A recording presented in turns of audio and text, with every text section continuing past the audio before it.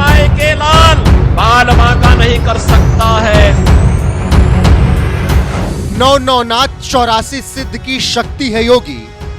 गोरखनाथ मंदिर का कर्मशील मुखिया है योगी। यूपी की सत्ता का राजा है योगी। विघटनकारी ताकतों का काल है योगी। आज की सबसे बड़ी हकीकत यही है कि महाकुंभ के जरिए मुख्यमंत्री योगी आदित्यनाथ की कीर्ति बढ़ती जा रही है। इन्हीं के नेतृत्व में सनातन के उगते सूर्य का प्रकाश चौदिशाओं को रोशन कर रहा है। विश्व पटल पर भगवाधारी का परचम लहरा रहा है। यूपी से योगी युग की शुरुआत हो चुकी है, लेकिन इसी योगी युग में अभी और कितना कुछ देखना बाकी है। इसी को लेकर खुद को महाकाल भक्त बताने वाले देश के नंबर 1 तांत्रिक रुद्रनाथ महाराज ने क्या कुछ कहा, सुनिए सिर्फ धर्म ज्ञान पर।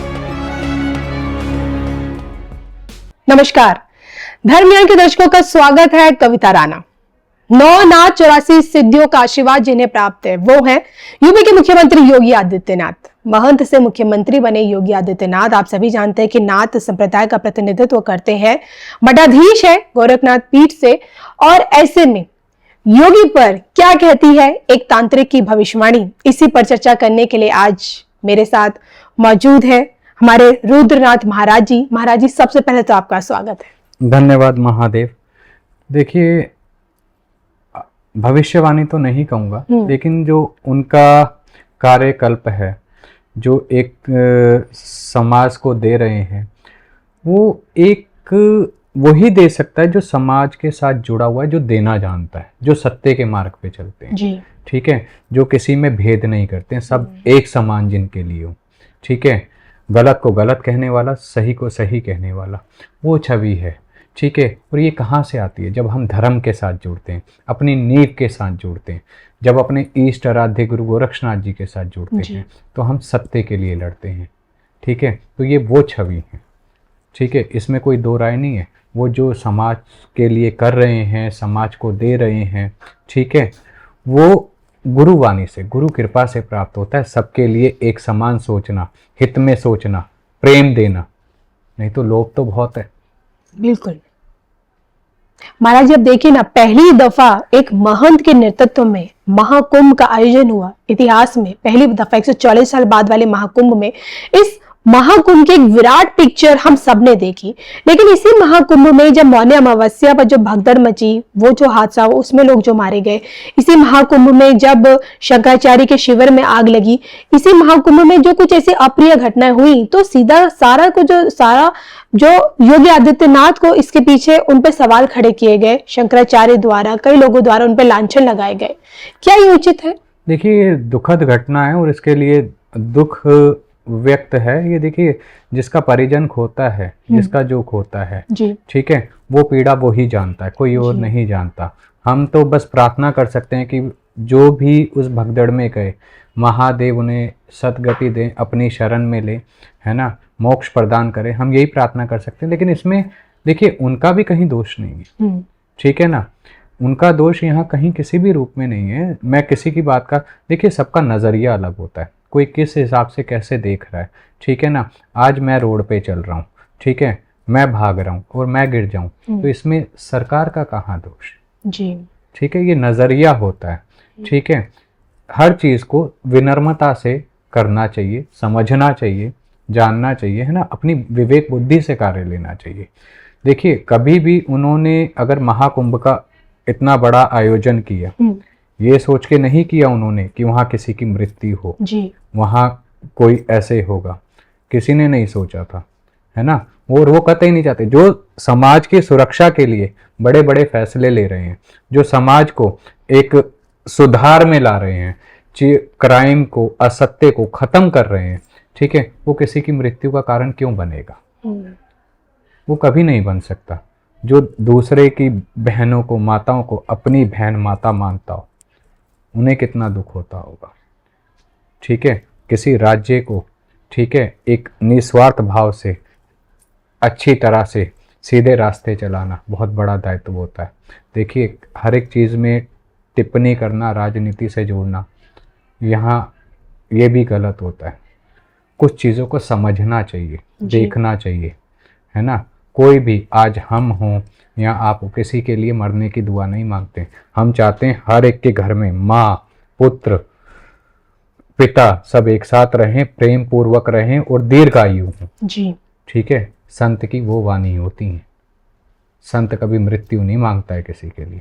तो ये कुछ होता है, देखिए कुछ आपदा का समय बन जाता है, भूकंप आ जाए तो इसमें किसका दोष है, सरकार का या प्रकृति का? बिल्कुल, है ना। तो ये समय काल घड़ी ऐसी बन जाती है, चक्र नीति ऐसी बन जाती है जो सवालों के घेरे में किसी ना किसी को, लेकिन कोई ऐसा करना नहीं चाहता है। ठीक है, ये तो सवाल हैं जी, कोई भी उठा सकता है, सब स्वतंत्र हैं, लेकिन जानबूझ के कोई ऐसा नहीं करेगा। अब देखिए ना, आप भले ही एक अलग तंत्र मंत्र की दुनिया को आप बहुत अच्छे से जानते हैं, एक सन्यासी भी हैं, एक तांत्रिक भी हैं, लेकिन कहीं ना कहीं देश की राजनीति को लेकर, देश के भविष्य को लेकर भी आप अपनी एक व्यक्तिगत राय रखते हैं। आपने देखिए अब तक जो हमारे देश की राजनीति को देखा है, कितने मुख्यमंत्री आए और गए, अन्य मुख्यमंत्रियों की तुलना में योगी आदित्यनाथ का व्यक्तित्व आपको कितना अलग आज की डेट पे महसूस होता है? देखिए, जिन्होंने देना सीखा हो ना, तो वो स्वयं में अलग हो ही जाते हैं। समाज के हित में उन्होंने सत्य देना सीखा जी, समाज को एकजुट करके चलाना सीखा, गलत को गलत कहना सीखा, सही को सही करना सीखा, तो स्वयं में ही अलग छवि हो जाती है। लेकिन ये कहा जा सकता है कि योगी की सत्ता में मुसलमान खतरे में है, ऐसा कहा जा सकता है क्या? ऐसा बिल्कुल भी नहीं कहा जा सकता। कहाँ से खतरे में? भाईचारे की तरह रहते हैं। देखिए, उनका सिर्फ एक ही चीज कहना है, एक ही चीज है, गलत नहीं सहेंगे, चाहे वो सनातनी करे। देखिए, सनातनी को भी सजा मिली है ना। वो कौन थे जिनकी एक गाड़ी भी पलट गई थी, नाम याद नहीं आ रहा, जिन्हें महाकाल मंदिर से पकड़ा था गैंगस्टर्स, जी जी जी, है ना, सनातनी थे। क्या उन्हें छोड़ा उन्होंने? नहीं। सब उनकी दृष्टि में एक समान है। ये तो हम जितना सुनते हैं, जितने मुंह उतनी बातें, ये नजरिया है, ऐसा कुछ नहीं है। ठीक है, ये करने वाला जानता है सही कर रहा है या गलत, ये दिखता भी है सबको।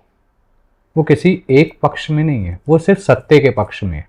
जहां सत्य हैं वहां योगी आदित्यनाथ जी हैं, बस इतना ही कहूंगा। और जब यही योगी आदित्यनाथ हिंदू राष्ट्र की बात करते हैं, तो क्या आपको लगता है कि ये है पॉसिबल है भविष्य में? देखिए, ये तो जरूरी है, समय बताएगा क्या सही है, क्या गलत है, क्या उचित है, क्या अनुचित है जी, है ना। हिंदू राष्ट्र की मांग करना या हिंदुत्व बनाना, ठीक है, एक सनातनी के लिए गौरवान्वित है, इसमें दो राय नहीं है। लेकिन यहाँ पर जो हमारी सरकार है, ठीक है, जो उसका संविधान है, ठीक है, वो सबसे बड़ा है। सबसे पहले उसका सम्मान करें। जो वो करना चाहती है, जो देना चाहती है सरकार, उसे एक अच्छे नागरिक के रूप में मनुष्य अपनाना सीखे, है ना। क्योंकि सरकार कभी गलत नहीं सोचती है। अगर सही सरकार हो, सत्य के प्रति हो, नेतृत्व सही हो रहा हो, तो कभी भी आम आदमी के लिए या ऊंचे आदमी के लिए कभी सबको वो निरंतर कुछ ना कुछ प्रयास करती है कि उनके लिए और अच्छा कर सके, है ना। तो वो जो भी फैसला लेते हैं अच्छा लेते हैं। कहा जाता है कि योगी आदित्यनाथ ने अभी तक कभी कोई भी चुनाव नहीं हारा। 2017 में सड्डली उनका नाम सामने आया, यूपी के मुख्यमंत्री बन के बहुत सरप्राइज था।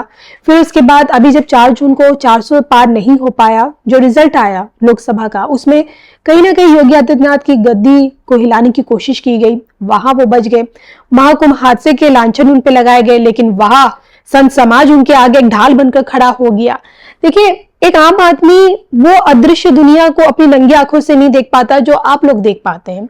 योगी आदित्यनाथ के जिस ऑरा को आज आप महसूस कर रहे होंगे या देख रहे होंगे, उसे देखते हुए क्या लगता है कि उनके साथ किस तरह की अदृश्य शक्तियां मौजूद रहती हैं, जिनका आशीर्वाद जो उनकी एक ढाल बनकर, सुरक्षा कवच बनकर उनके साथ चलती है? देखिए, जिसने गुरु सेवा करी, जिसने अपने ईष्ट की सेवा करी, उनका साया सदैव सदैव साथ चलता है।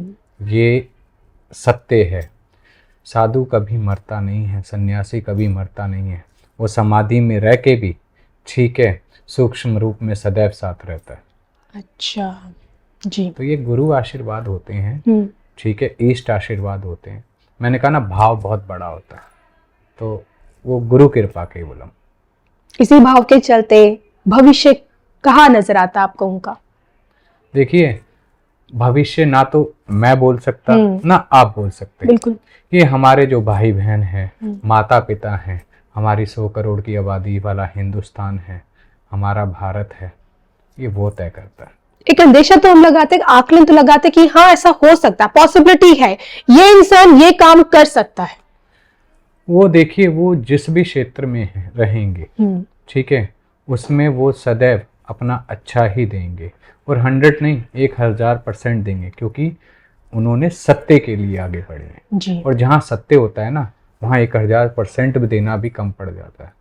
तो देखिए, सब हम मेरे भाई बहन हैं हिंदुस्तान में, है ना, और माताएं हैं, है ना, भाई पिता तुल्य बुजुर्ग हैं, उन्हें सबको पता है। देखिए, सबके पास बुद्धि है कि संसार में क्या चल रहा है, क्या हो रहा है, और कितना बदलाव राज्यों में आया है, कैसे आया है, तो चयन तो वही करेंगे। लेकिन वो ताकतें जो योगी आदित्यनाथ के लिए खतरा भी बन सकती, उनका क्या?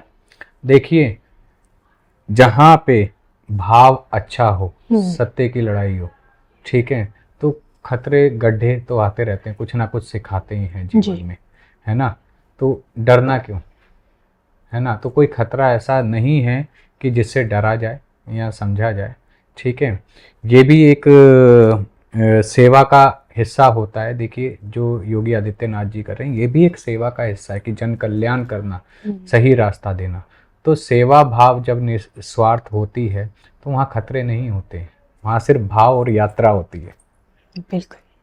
आपको योगी आदित्यनाथ जी को लेकर रुद्रनाथ महाराज जी की जो विचार है, आप उनसे कितने सहमत है, कमेंट करके बताएगा जरूर। और इसी के साथ मुझे और महाराज जी को इजाजत दीजिए। नमस्कार। नमस्कार। महादेव। हर हर महादेव।